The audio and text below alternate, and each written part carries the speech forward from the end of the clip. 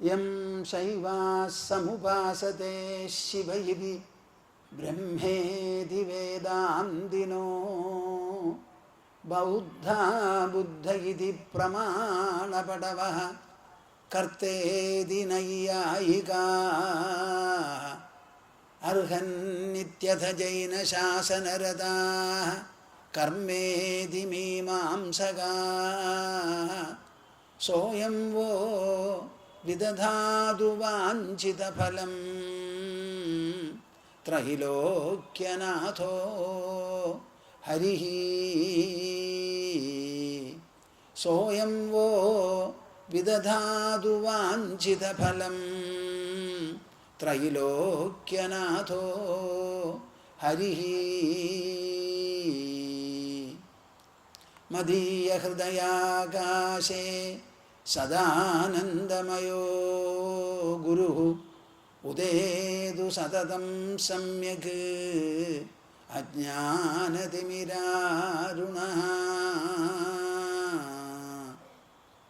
ഹരിഃ ഓം ഹരിഃ ഓം. പതിവ് പോലെ നമുക്ക് എല്ലാവർക്കും കൂടി 3 തവണ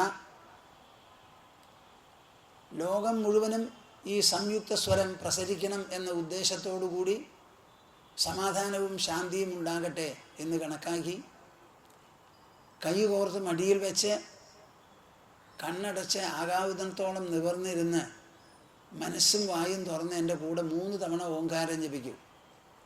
എത്ര പേരുണ്ടോ അവരെല്ലാവരും ഇതിൽ പങ്കെടുക്കണം. ഇതൊരു അനുഷ്ഠാനമാണ്, ഒരു തപസ്സാണ്. നിങ്ങൾക്കെല്ലാവർക്കും അത് ആദ്യം ഉപകാരപ്പെടും എന്നതിലേറെ ലോകത്തിന് മുഴുവൻ നന്മയരുളാൻ വേണ്ടിയുള്ള ഒരു കൂട്ട തപോനുഷ്ഠാനം എന്ന് കണക്കാക്കി കൂടി വേണം ജപിക്കാൻ. ദാ ഹരി ഓ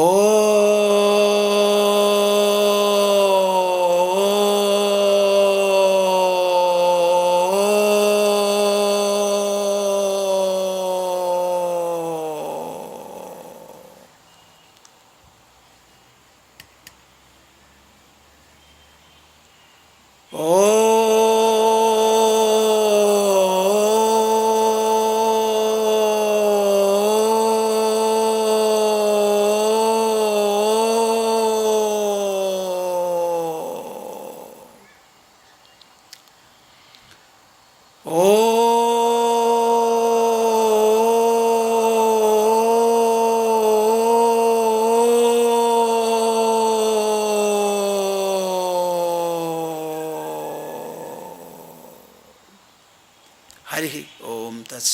ജയ ഗുരു. ഭാരത ജനനിയുടെ സത്പുത്രന്മാരെ സത്പുത്രിമാരെ മുൻകാലങ്ങളെപ്പോലെ ഈ വർഷവും നമ്മൾ ഇതാ ഒന്നിച്ചു കൂടിയിരിക്കുകയാണ് ഈ ശ്രീമൂലസ്ഥാനത്ത്. എനിക്കിപ്പോഴും ഓർമ്മ വരികയാണ്, 55, 56, 58 കൊല്ലം മുൻപാണ് ഞാൻ ശ്രീമൂലസ്ഥാനം എന്ന് പറയുന്ന ആലിൻ്റെ ചോട്ടിലിരുന്ന് ഭഗവത്ഗീതയെക്കുറിച്ച് ആദ്യമായി സംസാരം തുടങ്ങിയത്.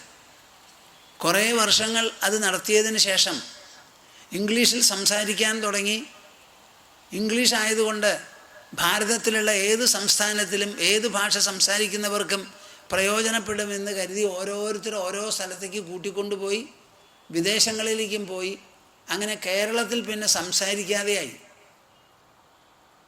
അത് കുറേ കാലം അങ്ങനെ കഴിഞ്ഞതിന് ശേഷമാണ് നമ്മുടെ ഉണ്ണികൃഷ്ണൻ നായരും കൂട്ടരും കൂടി രണ്ടാമതും ഭഗവത്ഗീതയെക്കുറിച്ച് സ്വാമിജി ഇവിടെ സംസാരിക്കണം എന്ന് പറഞ്ഞ് 20 കൊല്ലം മുൻപ് ഇവിടെ ഭഗവത്ഗീതയെ പറ്റി ആദ്യം രണ്ടാമതും സംസാരിക്കാൻ തുടങ്ങിയത്.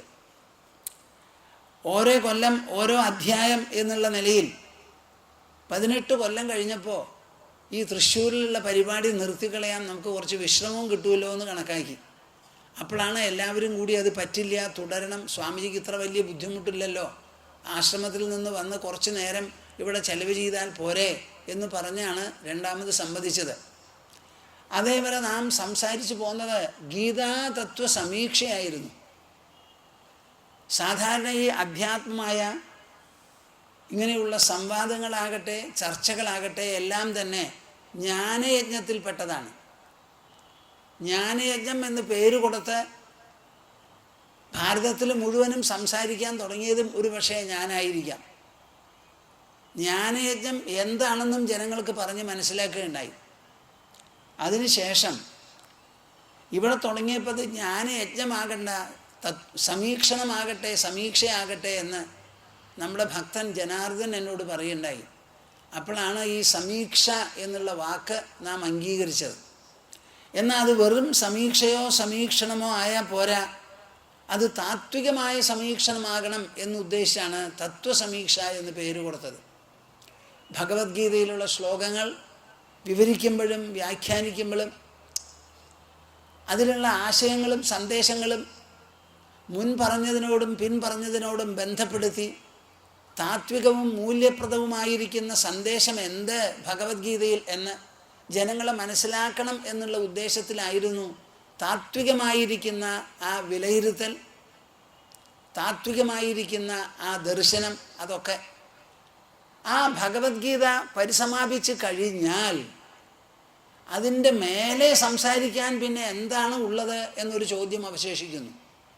ഒന്നുകിൽ നമുക്ക് ഉപനിഷത്തുകൾ നേരിട്ടെടുത്ത് സംസാരിക്കാം, അതല്ല എന്നുണ്ടെങ്കിൽ ഈ ഭഗവത്ഗീത തത്വസമീക്ഷയെ ഒരു നിലയ്ക്ക് അതിൻ്റെ അപ്പുറത്ത് പഠിപ്പിക്കാൻ എന്നുണ്ട്. BA കഴിഞ്ഞ MA കഴിഞ്ഞാൽ PhD എന്ന് പറയുന്ന മാതിരി എന്ന് ആലോചിച്ച് തീരുമാനിച്ചതാണ് ആത്മതത്വ സമീക്ഷ എന്ന്. അങ്ങനെ ഒരു പേര് കൊടുത്ത ഈ പ്രസംഗ പരമ്പര, ഈ തത്വപ്രവചന പരമ്പര തുടങ്ങുമ്പോഴും എൻ്റെ മനസ്സിന് വല്ലാത്തൊരു കലവറയുണ്ടായിരുന്നു. ആ കലവറ ഇപ്പോഴും എൻ്റെ മനസ്സിൽ തുടങ്ങുന്നു. 24 അധ്യായങ്ങളുള്ള ഈ അഷ്ടാവക്ര സംഹിത ഓരോ അധ്യായവും എടുത്തെടുത്ത് പോകുമ്പോൾ കുറേയൊക്കെ ഒരു ആവർത്തനം അതിലുണ്ട്. എന്നാലും വളരെ ഗഹനമായിരിക്കുന്ന ആത്മതത്വം ഒന്ന് മാത്രമാണ് ഇതിൽ പ്രതിപാദിക്കുന്നത്. അതാണ് ഞാൻ ആദ്യമേ പറയുന്നത് നിങ്ങളോട്. ഈ സദസ്സിൽ വന്നിരിക്കുന്നവരെല്ലാവരും ആത്മസ്പർശം, ആത്മസ്പന്ദനം, ആ ആത്മാഭിമുഖ്യം ഒരളവ് വരെ ഉണ്ടായിട്ടേ ഇവിടുന്ന് പോകാൻ പാടുള്ളൂ എന്ന്. നാം പറയുന്നത് പുറമേ ഒരു വസ്തുവിനെ കുറിച്ചല്ല, അകലെ അദൃശ്യനായി കഴിയുന്ന ഒരു ജഗദീശ്വരനെ കുറിച്ചല്ല നാം പറയുന്നത്. കണ്ണുകൊണ്ടോ കാതുകൊണ്ടോ മറ്റിന്ദ്രിയങ്ങൾ കൊണ്ടോ ഗ്രഹിക്കാവുന്ന വസ്തു വിഷയങ്ങളെ സംബന്ധിച്ചല്ല നാം സംസാരിക്കുന്നത്. നാം സംസാരിക്കുന്നത് ഈ എല്ലാറ്റിലും എല്ലാ അനുഭവങ്ങളിലും അനുസ്യൂതമായി സ്ഫുരിക്കുന്ന താൻ താൻ ഞാൻ ഞാൻ എന്ന് പറയുന്ന ഒരു സത്താവിശേഷമുണ്ട്. ഞാൻ എന്നൊരു വാക്കുപയോഗിക്കാതെ നിങ്ങൾക്ക് ഒരൊറ്റ ആൾക്ക് സംസാരിക്കാനോ സംവേദനം നടത്താനോ പറ്റില്ല. അങ്ങനെ എല്ലാറ്റിനും തുടക്കത്തിലും അവസാനത്തിലും ആധാരഭൂതമായി അധിഷ്ഠാനാത്മകമായി സ്ഥിതി ചെയ്യുന്ന സ്വാനുഭവസിദ്ധമായിരിക്കുന്ന ഒരു ഘടകമുണ്ട്. അതാണ് ഈ ആത്മ ഞാൻ എന്ന് പറയുന്നത്. ആത്മാവിനുള്ള വിവരണം ശാസ്ത്രീയമായി അഹം പ്രത്യയ ഗോചര എന്നാണ്. ഞാൻ എന്ന വാക്കുകൊണ്ട് നാം എന്തിനെ സൂചിപ്പിക്കുന്നുവോ ആ സൂചിപ്പിക്കുന്നതാണ് വാസ്തവത്തിൽ ആത്മാ. നിങ്ങളെല്ലാവരും പറയുന്നു ഞാനെന്ന്, കുട്ടിയടക്കം വൃദ്ധനടക്കം എല്ലാവരും പറയുന്നു. അങ്ങനെ പറയുന്ന ഞാൻ ഇല്ലാത്തതാണോ? അങ്ങനെ പറയാൻ പറ്റില്ല. ഉള്ളതാണെങ്കിൽ നിങ്ങൾ എന്തുകൊണ്ട് മനസ്സിലാക്കുന്നില്ല? ആ ചോദ്യത്തിനുള്ള മറുപടിയാണ് അഷ്ടാവക്ര സംഹിത ജനകനിലൂടെ നമ്മൾ ഓരോരുത്തരെ കൊണ്ടും പറയിപ്പിക്കുന്നതെന്ന് നിങ്ങൾ മനസ്സിലാക്കണം. ആദ്യം എനിക്കുണ്ടായിരുന്ന ആ കലവറ, റിസർവേഷൻ ഇന്നും എനിക്കുണ്ടപ്പാ നിങ്ങൾ മനസ്സിലാക്കണം. ഞാനിവിടെ വന്ന് 8 ദിവസം സംസാരിക്കാൻ പുറപ്പെടുമ്പോൾ ഓരോ ശ്ലോകങ്ങളെടുത്ത് വിവരിക്കുമെന്ന സമയത്തും നിങ്ങളെല്ലാവരും പുളകിതരായിത്തീരണം. അതിൻ്റെ ആശയങ്ങൾ ആവേശത്തോടു കൂടി ഉൾക്കൊണ്ട് നമുക്ക് കൂടുതൽ കൂടുതൽ വീക്ഷണവും വിവരണവും വിവേകവുമെല്ലാം ഉണ്ടായി ഈ പറയുന്ന സത്യം ഈ പ്രപഞ്ചം മുഴുവനും കിടന്ന് ചുറ്റിത്തിരിയുന്നത് ഞാൻ എന്ന് പറയുന്ന കേന്ദ്ര ബിന്ദുവിലാണ്. This entire universe, visible universe, is a kind of a circle or a circumference which is inhering in the center in every one of you within the body, characterized by the term I. ഇത് നിങ്ങളെല്ലാവരും മനസ്സിലാക്കണം. അത് മനസ്സിലാക്കാൻ വിഷമമാണ് എന്ന് പറഞ്ഞ് ഒഴിഞ്ഞു മാറരുത്. നമ്മളിവിടെ ചർച്ച ചെയ്യാൻ പോകുന്നത് ഞാനാണ്. ഞാൻ എന്ന വാക്കുകൊണ്ട് സൂചിപ്പിക്കുന്ന പൊരുൾ എന്തോ അതാണ് ഇവിടെ പ്രതിപാദ്യം. ആ പ്രതിപാദ്യത്തിൽ നിന്ന് ഒഴിഞ്ഞു പോകാൻ നിങ്ങൾ ഒരിക്കലും നിങ്ങളെ തന്നെ സമ്മതിക്കരുത് എന്നൊരു മുഖവരിയോട് കൂടിയിട്ടാണ് സംസാരിക്കാൻ പോകുന്നത്. ഭാരതം പഴയ കാലം മുതൽക്ക് തന്നെ ബുദ്ധിക്കും അറിവിനും വളരെയധികം സ്ഥാനം കൊടുത്തു പോന്നിട്ടുള്ളതാണ്. നിങ്ങളിത് അംഗീകരിക്കുന്നുണ്ടോ ഇല്ലയോ എന്ന് എനിക്കറിയില്ല. നമ്മുടെ ശാശ്വതമായ സാഹിത്യം ചരിത്രാതീത കാലം മുതൽക്ക് ഇവിടെ ഉണ്ടായി. ഇന്നേ വരെ നാം പരിരക്ഷിച്ചു പോന്നിട്ടുള്ളത് മുഴുവനും അധ്യാത്മ സാഹിത്യമാണ്. ആ അധ്യാത്മം എന്നുള്ള വാക്കിനർത്ഥം ആത്മസംബന്ധമായതും ആത്മാവിൽ അധിഷ്ഠിതമായതും എന്നാണ്. ആ അധ്യാത്മ സാഹിത്യം ഒരു ജ്ഞാനഗ്രന്ഥം, അനവധി ജ്ഞാനഗ്രന്ഥങ്ങൾ അങ്ങനെ നമുക്കുണ്ട്. അതിൻ്റെ തുടക്കമാണ് വേദങ്ങളും ഉപനിഷത്തുകളും. അതിൻ്റെ വ്യാഖ്യാനമാണ് ഭഗവത്ഗീത. അതിൻ്റെ യുക്തിസഹമായിട്ടുള്ള പ്രതിപാദനമാണ് ബ്രഹ്മസൂത്രം എന്ന് പറയുന്നത്. ഈ മൂന്നെണ്ണം കൂടിയാൽ ആണ് പ്രസ്ഥാനത്രയം എന്ന് പറയുന്ന the cultural documentation of our great country. വളരെ വിശേഷപ്പെട്ട നമ്മുടെ ഈ ഭാരതഭൂമി, പുണ്യഭൂമി ഉണ്ടല്ലോ, അതിൻ്റെ സാംസ്കാരികമായി എഴുതി വച്ച ഗ്രന്ഥങ്ങളാണ് ഈ മൂന്നെണ്ണം: വേദോപനിഷത്തുകളും ഭഗവത്ഗീതയും ബ്രഹ്മസൂത്രങ്ങളും. വേദോപനിഷത്തുകൾ ചരിത്രാതീത കാലത്താണ് ഉണ്ടായത്. ചരിത്രാതീതം എന്ന് പറയുമ്പോൾ ഒരൊറ്റ ആൾക്ക് ഒരു വാക്ക് അതിനെപ്പറ്റി പറയാൻ പറ്റില്ല. ചരിത്രം എന്ന് പറയുന്നത് BC 600 വർഷം വരെ പരമാവധി നമ്മുടെ കയ്യിലുള്ളൂ. ഇതാണെങ്കിൽ അതിനൊക്കെ അപ്പുറത്തുള്ള കാര്യങ്ങളാണ്. അതൊക്കെ ആ വർത്തമാനത്തിനെ പറ്റി പറയുമ്പോൾ ഒരാൾക്കും ഒരക്ഷരം മിണ്ടാൻ പറ്റില്ല. അത് കഴിഞ്ഞ് 5000 ചില്ലാനം കൊല്ലം മുൻപ്, 5154 കൊല്ലം മുൻപാണ് ഈ മഹാഭാരതവും അതിൽപ്പെട്ട ഭഗവത്ഗീതയും നമുക്കുണ്ടായത്. ചരിത്രരേഖകൾ അംഗീകരിക്കുന്നതാണ് ഈ സത്യം. വിഷ്ണു സഹസ്രനാമത്തെ പറ്റി പറയുമ്പോൾ ഞാനിത് പ്രത്യേകമായി അതിൻ്റെ തെളിവുകളൊക്കെ എടുത്ത് എല്ലാവരോടും പറഞ്ഞ് മനസ്സിലാക്കിയിട്ടുള്ളതാണ്. അതേ സമയത്ത് തന്നെയാണ് വ്യാസമഹർഷി ബ്രഹ്മസൂത്രങ്ങൾ എഴുതിയത്. നമ്മുടെ വേദോപനിഷത്തുകളെ ശ്രുതി എന്ന് പറയും, ഭഗവത്ഗീതയെ സ്മൃതി എന്ന് പറയും, ബ്രഹ്മസൂത്രത്തിന് യുക്തി എന്ന് പറയും. കാര്യകാരണങ്ങളെ മാത്രം ഊന്നിപ്പിടിച്ചുകൊണ്ട് യുക്തിസഹമായി തത്വങ്ങൾ പ്രതിപാദിച്ചു സൂത്രരൂപേണ ഒരു മാല പോലെ കോർത്തിണക്കി തന്നിട്ടുള്ളതാണ് ബ്രഹ്മസൂത്രം. ഇതെല്ലാം എഴുതി വച്ചിട്ടുള്ള ഗ്രന്ഥങ്ങളാണ്. അതുകൊണ്ട് നിങ്ങൾക്ക് ഒരൊറ്റ ആൾക്ക് അതിനെപ്പറ്റി സംശയിക്കാൻ പറ്റില്ല. ഒരു ഗ്രന്ഥം നമ്മുടെ മുൻപിലുണ്ടെങ്കിൽ ആ ഗ്രന്ഥകാരൻ ഉണ്ടായിരുന്നിരിക്കണം. അത് നമ്മുടെ പൂർവികനാണ് താനും. ഈ ഗ്രന്ഥങ്ങളെല്ലാം പരിശോധിച്ചാൽ നിങ്ങൾക്ക് മനസ്സിലാവും എന്ത് ഗവേഷണ കുതുകികളായിരുന്നു നമ്മുടെ ഭാരതീയർ ആദ്യകാലം മുതൽക്ക് തന്നെ. ഗവേഷണം എന്ന് പറഞ്ഞാൽ എന്താ? A kind of a scientific enquiry or investigation, examination, evaluation, assessment or appraisement. എന്ത് കാര്യങ്ങളെയും കൂലങ്കഷമായി യുക്തിസഹമായി പരിശോധിച്ച് കാര്യകാരണ ചങ്ങലയിൽ കൊണ്ടുവന്ന് എന്താണ് ഏതാണ് എന്ന് വിശകലനം ചെയ്ത് മനസ്സിലാക്കുക. ഇത് മനസ്സിലാക്കാനുള്ള ശക്തി ബുദ്ധിക്ക് മാത്രമേ ഉള്ളൂ. അത് ടെലിസ്കോപ്പിനില്ല, മൈക്രോസ്കോപ്പിനില്ല. ടെലിസ്കോപ്പിലൂടെയും മൈക്രോസ്കോപ്പിലൂടെയും നോക്കുന്നത് മനുഷ്യ കണ്ണുകളാണ്. ആ കണ്ണുകൾ വിനിയോഗിക്കുന്നത് മനസ്സാണ്. മനസ്സിന് ദിശ നൽകുന്നത് ബുദ്ധിയാണ്. മനുഷ്യബുദ്ധിയുടെ മുൻപിലാണ് സർവ്വ ഗവേഷണങ്ങളും ആഹ്വാനങ്ങളും ചാലഞ്ചുകളുമായി നിൽക്കുന്നത്. ആ മനുഷ്യബുദ്ധിയുടെ ഗവേഷണം എങ്ങനെ പരിശോധിച്ച് നോക്കിയാലും 3 തരത്തിലേ ആകൂ. നിങ്ങൾ എൻ്റെ കൂടെ ഉണ്ടോപ്പാ? ഒന്ന് നല്ല പോലെ ചിന്തിക്കാൻ. Any kind of N enquiry before man can only B of 3 kinds. 3 തരത്തിലാണ് ഗവേഷണം. എന്താണ് ഈ 3 തരത്തിലുള്ള ഗവേഷണം? നാം ജീവിക്കുന്നതും നാം സമ്പർക്കം നടത്തുന്നതും നമുക്ക് ദൃശ്യഭൂതമായി 4 ഭാഗത്തും ഉള്ളതുമായ ഈ പ്രപഞ്ചത്തിൻ്റെ മൂലപ്പൊരുൾ എന്ത് എന്നുള്ള അന്വേഷണമാണ് ഒന്ന്. An enquiry into the object hemisphere, an enquiry into the visible universe. അതാണ് ഇപ്പോൾ യൂറോപ്പിൽ നടക്കുന്നത്, ഗോഡ് പാർട്ടിക്കിൾ എന്ന് പറഞ്ഞ്. ഇതാണ് ഒരു ഗവേഷണം. രണ്ടാമത്തെ ഒരു ഗവേഷണം, എല്ലാ മതങ്ങളും വിശ്വസിക്കുന്ന ജഗതീശ്വരൻ ഈ ലോകത്തെ സൃഷ്ടിച്ച് പരിപാലിക്കണമെന്ന് പറയുന്നുണ്ടല്ലോ. ആ ഈശ്വരൻ ആരാണ്, എന്താണ്, എവിടെയാണ്, എനിക്ക് അടുക്കാൻ പറ്റുമോ, അടുത്ത് കൊണ്ടുവരാൻ പറ്റുമോ?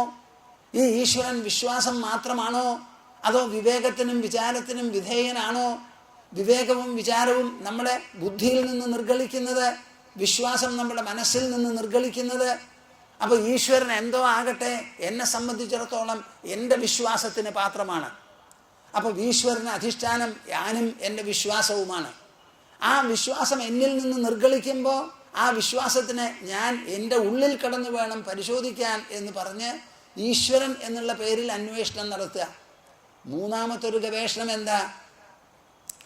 ഞാൻ കാണുന്ന ലോകത്തെ പറ്റിയേ ഞാൻ ചിന്തിക്കുന്നുള്ളൂ. ആ ലോകത്തിനെ പറ്റി ചിന്തിച്ച് ഞാനാണ് കാര്യങ്ങൾ കണ്ടുപിടിക്കുന്നത്. അപ്പം ലോകമെന്ന് ഞാൻ പറഞ്ഞാലും ഞാൻ കാണുന്ന, എന്നാൽ കാണപ്പെടുന്ന, അനുഭവിക്കപ്പെടുന്ന ലോകമാണ്. അപ്പം ദൃശ്യവസ്തുക്കൾക്ക് അടിസ്ഥാനം ദ്രഷ്ടാവായ ഞാനാണ്. ദൃഷ്ടൃകോശം വിട്ട്, ദൃഷ്ടൃതലം വിട്ട് ഒരു ദൃശ്യപ്രതിഭാസമില്ല എന്ന് മനസ്സിലാക്കി തൻ്റെ ഉള്ളിലേക്ക് പൂഴ്ന്ന് താൻ എന്നുള്ള സത്യത്തെ അതിനെ മനസ്സിലാക്കുക, ആത്മതലത്തിൽ എത്തിച്ചേരുക. ഇത് 3 തരത്തിലുള്ള ഗവേഷണങ്ങളെ നമുക്കുള്ളൂ. ഈ 3 ഗവേഷണവും വാസ്തവത്തിൽ എങ്ങനെയാ? അവനവനിൽ മാത്രം അധിഷ്ഠിതമാണ്. ഇതാണ് ഭാരതത്തിൻ്റെ വിശേഷത. Whether you inquire into the so-called God or you inquire and investigate into the visible phenomena before you, it does not make any difference whatsoever. Everything has its inherence in oneself. ഈ 3 അന്വേഷണവും ഒരേ തരത്തിൽ അവനവനിൽ പരിസമാപിക്കുന്നു. ആ അവനവൻ എന്ന് പറയുന്ന മേഖലയാണ് എല്ലാറ്റിനും ആധാരം. ഞാനില്ലെങ്കിൽ ഞാൻ അനുഭവിക്കുന്ന ലോകമില്ല. ഞാനില്ലെങ്കിൽ എനിക്ക് വിശ്വസിക്കാനും എൻ്റെ വിശ്വാസത്തിന് പാത്രവുമായിട്ടുള്ള ഭഗവാനും ഈശ്വരനുമില്ല. എന്നിൽ നിന്നാണ് ഈശ്വര വിശ്വാസം, എന്നിൽ നിന്നാണ് ലോകദർശനം. ഞാൻ കാലത്തെണീറ്റാൽ ലോകം ഉദിച്ചു. കേൾക്കണുണ്ടോ നിങ്ങൾ? ഞാൻ കാലത്തെണീക്കുമ്പോൾ എൻ്റെ ശരീരത്തിനെ ഉണർത്തുന്നു. ശരീരമുണ്ടെന്ന് പറയണു, ദാ മുകളിൽ തട്ടുണ്ടെന്ന് പറയണു. ഞാൻ സ്വയം ഉണരുന്നതാണ്, ലോകം ഉണരുന്നില്ല, ലോകം എന്നെ ഉണർത്തുന്നുമില്ല. ഉണർവ് എന്ന് പറയുന്നത് എന്നിൽ തന്നെ അധിഷ്ഠിതമായ ഒരവസ്ഥയാണ്. ഉറക്കം എങ്ങനെയോ അതുപോലെ ഞാൻ ഉറങ്ങി, ഞാൻ എണീറ്റു, ഞാൻ സ്വപ്നം കണ്ടു. അങ്ങനെ ഞാൻ എണീറ്റപ്പോൾ എൻ്റെ ഉണർന്നിരിക്കുന്ന അവസ്ഥയിൽ മാത്രം പ്രതിഫലിക്കുന്നതും പ്രതിഭാസിക്കുന്നതും പ്രകാശിക്കുന്നതുമാണ് ഈ ലോകം എന്ന് പറയുന്ന ദൃശ്യ പ്രപഞ്ചം. ആ പ്രപഞ്ചം മുഴുവനും ഞാൻ ഉറങ്ങുമ്പോൾ എന്നെ സംബന്ധിച്ചിടത്തോളം അസ്തമിച്ചു കഴിഞ്ഞു. അപ്പോൾ ഉണർവ് എന്ന വിരിവ് ഞാൻ എന്നിൽ ഉണ്ടാക്കുന്നതാണ്. ഉറക്കം എന്ന് പറയുന്ന സങ്കോചം ഞാൻ തന്നെ എന്നിൽ മാച്ചുണ്ടാക്കി തീർക്കുന്നതാണ്. ഞാനാണ് എല്ലാറ്റിനും ഇതേ, ഞാനാണ് എല്ലാറ്റിനും അവസാനം. എന്നെ വിട്ടൊരു പ്രപഞ്ചമില്ല, എന്നെ വിട്ടൊരു ഈശ്വരനില്ല. ഞാനാണ് എല്ലാറ്റിൻ്റെയും ഉള്ളിൽ കിടന്ന് കളിക്കുന്നത് എന്നുള്ള ഒരു സത്യം പഴയ കാലം മുതൽക്ക് തന്നെ നാം കണ്ടെത്തി. ആ കണ്ടെത്തിയതിൻ്റെ പേരിലാണ് നമുക്ക് ഒരു തരത്തിലുള്ള പകപ്പും ഇവിടെ ഇല്ല, ഭ്രമവും ഇവിടെ ഇല്ല. ലോകം മുഴുവനും സ്വർണമായി തീർന്നോട്ടെ, ഒരു തത്വജ്ഞാനിയുടെ മുമ്പിൽ കരിക്കട്ടയിൽ നിന്ന് ഒരു വ്യത്യാസവും അതിനില്ല. നാം ഉണർന്നിരിക്കുമ്പോഴാണ് നമുക്ക് സർവ്വ വ്യത്യാസങ്ങളും. ആ വ്യത്യാസങ്ങൾ വരുത്തി തീർക്കുന്നത് നമ്മുടെ മനസ്സാണ്. അപ്പം ഭേദബുദ്ധി എന്ന് പറയുന്നത് ബുദ്ധിയാണ്, അല്ലാതെ ഒരു ഭേദം ഇവിടെ ഇല്ല. ഇവിടെ നമ്മൾ പറയണു ഈ പ്രപഞ്ചം എന്ന് പറയുന്നത് എങ്ങനെ എന്ന് ചോദിച്ചാൽ ഒരു പ്രതിഭാസമാണത്. ആ പ്രതിഭാസമാണെന്ന് കൂടുതൽ നമുക്ക് മനസ്സിലാക്കുക. ഇതാണ് നമ്മുടെ ആവശ്യം. അവനവൻ്റെ ഉള്ളിൽ തന്നെ കിടന്ന് അന്വേഷിക്കുന്നതുണ്ടല്ലോ, ആ അന്വേഷണം, അവനവൻ്റെ ഉള്ളിൽ തന്നെ കിടന്ന് അന്വേഷിക്കുന്നത്, ഇത് ശാസ്ത്രീയമാണ് ഈ കണ്ടുപിടുത്തം. ശാസ്ത്രം എന്ന് പറഞ്ഞാൽ യുക്തിസഹമായ സമീപനത്തോടുകൂടി കാര്യകാരണങ്ങളെ ബന്ധപ്പെടുത്തി കൂലങ്കഷമായി ചിന്തിച്ച് ആ ചിന്തയിലൂടെ കാര്യങ്ങൾ വിശകലനം ചെയ്ത് പുറത്തേക്ക് കൊണ്ടുവരുന്നതാണ്. ന്യൂട്ടൻ ഒരു ആപ്പിൾ വീണത് കണ്ടു, എല്ലാവരും ആപ്പിൾ വീണത് പറക്കിയെടുത്ത് തിന്നു, അതോടുകൂടി അവസാനിച്ചു.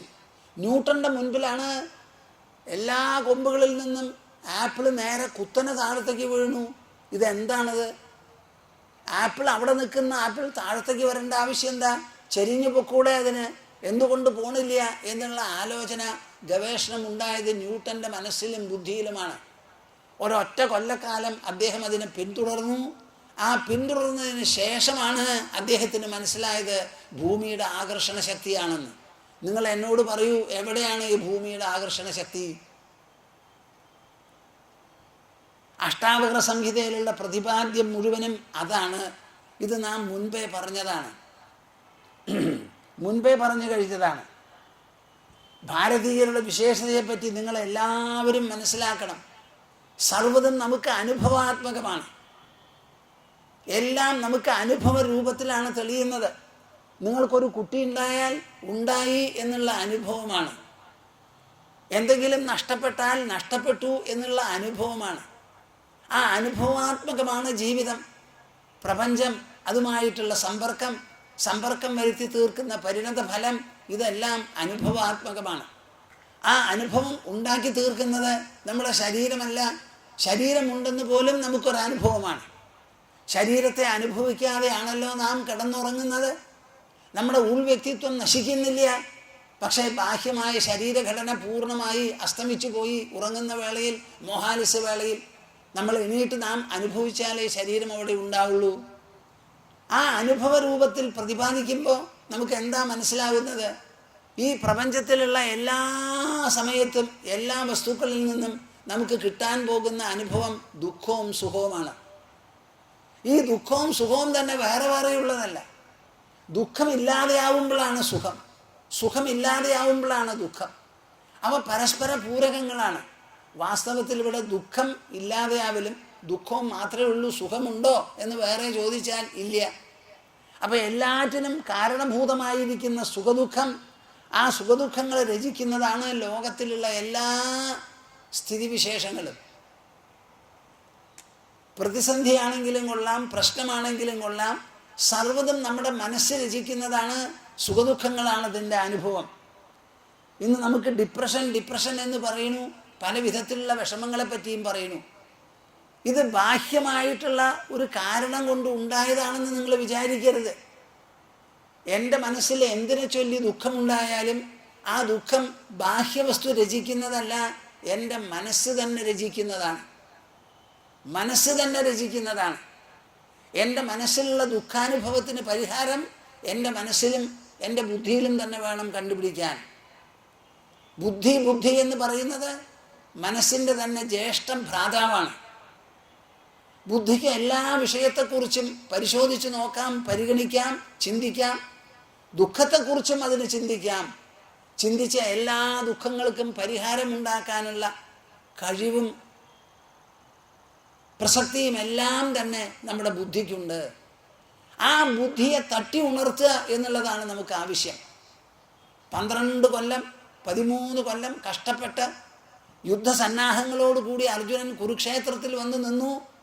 ഭീഷ്മനെയും ദ്രോണനെയും കണ്ട് പെട്ടെന്ന് തളർന്ന് ഗാണ്ഡീവം വഴുതി വീണ് തേർത്തടത്തിൽ തന്നെ നിൽക്കാൻ വയ്യാതെ ഇരുന്ന് കരഞ്ഞു തുടങ്ങി അർജുനൻ. ആ അർജുനൻ്റെ ബുദ്ധിയെ തട്ടി ഉണർത്തിക്കൊണ്ടാണ് അശോച്യാൻ അന്വശോചസ്ത്വം എന്നുള്ള ഉപദേശം ഭഗവത്ഗീതയിൽ കൃഷ്ണൻ തുടങ്ങിയത്. ആ ഉപദേശം കേട്ട് ഒരു 32 അക്ഷരം കേൾക്കുമ്പോഴേക്കും അർജുനൻ്റെ കരച്ചിൽ നിന്നു, ബുദ്ധി ഉണർന്നു, അന്വേഷണശീലം വന്നു. കൃഷ്ണനോട് ചോദ്യമായി, ഉത്തരമായി. നിങ്ങളിതൊന്ന് ആലോചിച്ച് നോക്കിനപ്പ. ഒരേ തേർത്തടത്തിലാണ് ഈ സംഭവം മിനിറ്റുകൾ കൊണ്ട് നടന്നത്. ബുദ്ധി ഉണരാതെ ഇരിക്കുന്നത് വരെ, ആലോചനാമഗ്രമായി ഇരിക്കുന്നത് വരെ മാത്രമേ മനസ്സിൻ്റെ കോലാട്ടങ്ങൾക്ക് സ്ഥാനമുള്ളൂ, പ്രസക്തിയുള്ളൂ. തത്വവിചാരം എന്ന് പറയുന്നത് മനുഷ്യബുദ്ധിയുടെ മഹിമയുറ്റ ഒരു പ്രകടനമാണ്, വിലാസമാണ്. നിങ്ങൾക്കും നിങ്ങളുടെ കുട്ടികൾക്കുമെല്ലാം വേണ്ടത് ആലോചനാശീലമാണ്, വിചാരശീലമാണ്, ചിന്താശീലമാണ്. മഹാവിഷ്ണു പ്രഹ്ലാദനെ അനുഗ്രഹിക്കുകയാണ്. എന്താ അനുഗ്രഹിച്ചത്? സർവസംഭ്രമ സംശാന്ത്യൈ പരമായ ഫലായ ച ബ്രഹ്മവിശ്രാന്തി പര്യന്തോ വിചാരോസ്തു തവാനഘ എന്ന് പറഞ്ഞിട്ടാണ് അനുഗ്രഹിച്ചത്. എല്ലാ വിധത്തിലുള്ള സംഭ്രമങ്ങളും മനസ്സിൽ നിന്ന് ഒഴിവായി പരമായ ഫലായച, ജീവിതത്തിൽ പരമഫലം കൈവരാൻ വേണ്ടി എൻ്റെ മോനെ നിനക്ക് വിചാരോസ്തു തവാനഘ, മനസ്സിൽ വിചാരം ഉദിക്കട്ടെ, പ്രബലമായി നിൽക്കട്ടെ എന്ന്. ആ തത്വവിചാരമാണ് ഇവിടെ പ്രതിപാദ്യം. നിങ്ങൾക്ക് എല്ലാവർക്കും ഒരളവ് വരെയെങ്കിലും ബുദ്ധിയില്ലാത്തവരാരുമില്ല. ആ ബുദ്ധിയെ, മനസ്സിനെ കേന്ദ്രീകരിച്ച് പ്രപഞ്ചാനുഭവങ്ങൾ ഉദിക്കുന്നതും അസ്തമിക്കുന്നതും നമ്മുടെ മനസ്സിലാണെന്ന് മനസ്സിലാക്കി ആ മനസ്സിനെ കേന്ദ്രീകരിച്ച് വിചാരം ചെയ്യിപ്പിക്കുക എന്നതാണ് ഈ അഷ്ടാവക്ര സംഹിതയുടെ ഉദ്ദേശം. അവിടെ ഒരു തരത്തിലുള്ള പരാമർശങ്ങളും വേറെ കാണില്ല. എപ്പോൾ നോക്കിയാലും മനസ്സ് മനസ്സ് മനസ്സ് എന്ന് മാത്രമാണ്. അതിൽ ഞാൻ 15 ശ്ലോകങ്ങൾ കഴിഞ്ഞ തവണ എടുത്തു. 16ാമത്തെ ശ്ലോകങ്ങളാണ് ഇനി എടുക്കാൻ പോണത്. അവിടുന്ന് അങ്ങോട്ട് ത്വയാ വ്യാപ്തമിദം വിശ്വം ത്വയി പ്രോതം യഥാർത്ഥതഃ ശുദ്ധബുദ്ധസ്വരൂപസ്ത്വം മാ ഗമഃ ക്ഷുദ്രചിത്തതാം. ഞാനിതൊന്ന് വിവരിക്കാൻ പോണില്ല, നാളെയാണ് ഇത് തുടങ്ങാൻ പോണത്. ത്വയാ വ്യാപ്തമിദം വിശ്വം, കേൾക്കണപ്പാ, ഒന്ന് കേൾക്കും നിങ്ങളിത്. ത്വയാ വ്യാപ്തമിദം വിശ്വം. നമുക്ക് ശരീരം വരെയുള്ള അറിവേ ഉള്ളൂ. ശരീരത്തിൻ്റെ ഭാഗമല്ല മനസ്സ്. ശരീരം is a matter, energy aggregate, ദ്രവ്യോർജ സംഘാതമാണ് ശരീരം. അതിൻ്റെ ഭാഗമല്ല മനസ്സ്. എന്താ കാരണം? മാറ്ററിനോ എനർജിക്കോ ചിന്തിക്കാനോ സംവേദനക്ഷമതയോ ഇല്ല. മനസ്സാണെങ്കിൽ സദാ ചിന്തിക്കുന്നതും തോന്നുന്നതും അനുഭവം ഉതിർക്കുന്നതുമാണ്. അപ്പം അനുഭവാത്മകമായ മനസ്സും ബുദ്ധിയും ശരീരത്തിൻ്റെ അംഗോപാംഗമാവാൻ വഴിയില്ല. ശരീരത്തോടു കൂടി ബന്ധപ്പെട്ടിട്ടുണ്ട് എന്ന് മാത്രമേ പറയാൻ പറ്റുള്ളൂ. അപ്പം ഈ ശരീരം ദ്രവ്യോർജ സംഘാതമായ ശരീരമല്ലാതെ ശരീരത്തെ പ്രവർത്തിപ്പിക്കുന്ന ഒരു മനസ്സും ഒരു ബുദ്ധിയും ഒരഹങ്കാരവും ഒക്കെ നമുക്കുണ്ട്. ആ മനസ്സിൻ്റെ വ്യാപ്തി എത്രയാണെന്ന് നിങ്ങളൊന്ന് ആലോചിച്ച് നോക്കൂ. അത് ടെലിസ്കോപ്പ് കൊണ്ടോ മൈക്രോസ്കോപ്പ് കൊണ്ടോ കണ്ടുപിടിക്കാൻ പറ്റില്ല. Telescope and microscope have their application and relevance only in the context of object and matter and energy. Our mind is neither of these, absolutely different. അങ്ങനെയുള്ള മനസ്സിൻ്റെ പ്രകടന വിശേഷത്തെ നാം അനുഭവിച്ചും ആലോചിച്ചും തത്വവിചാരം ചെയ്തുമേ മനസ്സിലാക്കാൻ പറ്റുള്ളൂ. ആ മനസ്സിൻ്റെ ഉള്ളിലേക്ക് നുഴഞ്ഞിറങ്ങുന്നതാണ് ഈ അഷ്ടാവക്ര സംഹിതയിലെ ഓരോ ശ്ലോകങ്ങളും. ജനക മഹാരാജാവേ, ത്വയാ വ്യാപ്തമിദം വിശ്വം, ഈ ലോകം മുഴുവനും അങ്ങയാൽ വ്യാപിക്കപ്പെട്ട് കിടക്കുകയാണ്. ഈ ലോകത്തിൽ നമ്മുടെ ശരീരമുണ്ടെന്നുള്ളത് ശരി, ഒരു ചെറിയ ഭാഗമാണെന്നുള്ളത് ശരി. പക്ഷേ ശരീരത്തിൻ്റെ ഉള്ളിലുള്ള ഉൾവ്യക്തിത്വം, മനസ്സ്, ബുദ്ധി, അഹങ്കാരം എന്നീ പ്രകടന വിശേഷങ്ങളുള്ള ആ ചേതനാത്മകമായ ഉൾസത്തി ഉണ്ടല്ലോ, അത് ഈ പഞ്ചഭൂതങ്ങളെ മുഴുവനും വ്യാപിച്ച് ഗ്രസിച്ച് ഉൾക്കൊണ്ട് നിൽക്കുന്നതാണ്. ഇതാദ്യം പറഞ്ഞ് മനസ്സിലാക്കിയതാണ്. ത്വയാ വ്യാപ്തമിദം വിശ്വം ത്വയി പ്രോതം യഥാർത്ഥതഃ. തൻ്റെ ഉൾവ്യക്തിത്വത്തിലാണ് ഇത് മുഴുവൻ നെയ്യപ്പെട്ട് കിടത്തിരിക്കുന്നത്. ശുദ്ധ ബുദ്ധസ്വരൂപസ്ത്വം. വാസ്തവത്തിൽ ജനക, അങ്ങ് ശുദ്ധ ബുദ്ധസ്വരൂപനാണ്. മാ ഗമഃ ക്ഷുദ്രചിത്തതാം. അയ്യേ, ഈ അല്പ മനസ്സോടുകൂടി പെരുമാറരുത്, ക്ഷുദ്രചിത്തനാവരുത്. മനുഷ്യനാണ്, മനുഷ്യൻ്റെ മഹിമ, മനുഷ്യൻ്റെ മേന്മ, മനുഷ്യൻ്റെ ഉദാത്തത, മനുഷ്യൻ്റെ ഗാംഭീര്യം, മനുഷ്യൻ്റെ മഹത്വം, മനുഷ്യൻ്റെ ആ ഉയർച്ചയും ഗാംഭീര്യവും കാണിക്കണം. ശരീരം വളർച്ച നിന്നു 21 വയസ്സിൽ. പിന്നെ വളരുന്നത് മുഴുവൻ നമ്മുടെ മനസ്സും ബുദ്ധിയുമാണ്. അതിന് വിശ്വത്തിനെ അതിക്രമിച്ചും അതിശയിച്ചും വളരാനുള്ള സാധ്യതയും പൊട്ടൻഷ്യലുമുണ്ട്, ശക്തിവിശേഷമുണ്ട് എന്ന് മനസ്സിലാക്കൂ എന്നാണ് നമുക്ക് ഇനി തുടങ്ങാനുള്ളത്. നാളെ മുതൽക്ക് അങ്ങോട്ട് തുടങ്ങിക്കളയാം. സർവ പ്രശ്നങ്ങൾക്കുമുള്ള പരിഹാരം ആത്മതത്വവിചാരമാണ്. ആത്മതത്വവിചാരം വേണമെങ്കിൽ നിങ്ങളത് ഈശ്വര തത്വവിചാരം എന്നാക്കിക്കോളൂ, വിരോധമില്ല. ഈശ്വരതത്വവിചാരം, ഈശ്വരനെ മനസ്സിലാക്കിയിട്ടല്ലേ വിചാരം ചെയ്യാൻ പറ്റുള്ളൂ. അത് പറ്റില്ലല്ലോ. ഇത് ആത്മതത്വം നമുക്ക് അറിയാമല്ലോ, ഞാൻ ഉണ്ടല്ലോ. അപ്പം ആത്മതത്വ വിചാരമാണ് എല്ലാവിധത്തിലുള്ള പ്രശ്നങ്ങൾക്കും സമസ്യകൾക്കുമുള്ള പരിഹാരം. ആ ആത്മതത്വ വിചാരമാണ് അനുക്ഷണം ഓരോ ശ്ലോകത്തിലും ഇവിടെ പ്രതിപാദിക്കുന്നത്. ഇത് മനസ്സിലാക്കി എല്ലാവരും അതിന് തയ്യാറെടുത്ത് വരിക. നമുക്കിന്നത്തെ പരിസമാപിപ്പിക്കാം. ശാന്തസ്വഭാവമജരാത്മകമേക സത്യം സംവിത്പദം നിരുപമം കലനാവിഹീനം അന്തർബഹിശ്ച ബഹുധാ വ്യവഹാര്യമാണം തദ്ദൈവമേവ മമ സർവം അഹം തദേവ പ്രബുദ്ധം വിമുക്തം വികാരാദിഹീനം പ്രസന്നം സദാ നിത്യബോധസ്വരൂപം പരം നിശ്ചലം നിർഗുണം സർവരൂപം ഭജേഹം സദാനുസ്മരാമി പ്രണൗമി.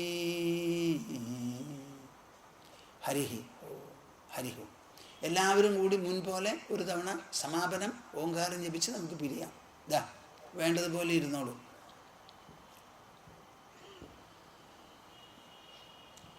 ഓ